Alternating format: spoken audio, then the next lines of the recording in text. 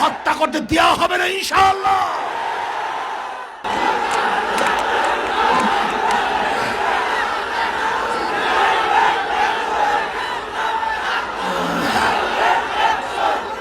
আবারও বাংলাদেশের বুকে অকাতরে শহীদ হয়েছে আমার রিপোর্ট অনুযায়ী পর্যন্ত 7 জন আহত। আমি সরকারকে প্রশ্ন করতে চাই, আজকে পুলিশের কাছে যে হাতিয়ার দিয়েছিলেন বিশৃঙ্খলাকে বন্ধ করার জন্য, তাদের দ্বারাই যদি সেই গুলি দেওয়া হয়, হত্যা করা হয়, আপনাদের ধারণা কি এই বন্দুক যদি জনগণের কাছে থাকতো,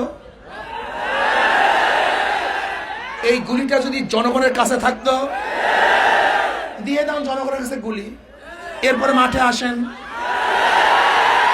আপনার বাহিনীর কাছে অস্ত্র আছে, জনগণের কাছে অস্ত্র দেন, এরপরে মাঠে আসেন। দেখা হবে কত বুলেট আছে আপনার কাছে।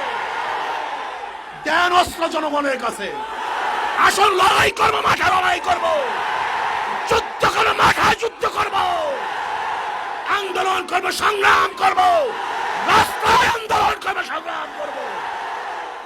আপনি এক বাহিনীর কাছে বুলেট দিবেন, এক বাহিনীর কাছে অস্ত্র দিবেন, আর খালি হাতের মানুষদেরকে আপনি নির্বিঘ্নে হত্যা করবেন, সহ্য করা হবে না। এই হত্যা করতে দেওয়া হবে না ইনশাআল্লাহ।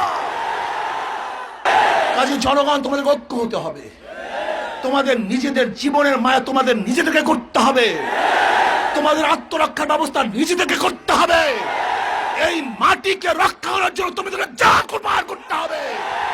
বাংলাদেশে এমন আগুন জ্বলবে, যে আগুনকে বঙ্গোপসাগরে পানি দিয়ে নিবা সম্ভব হবে না।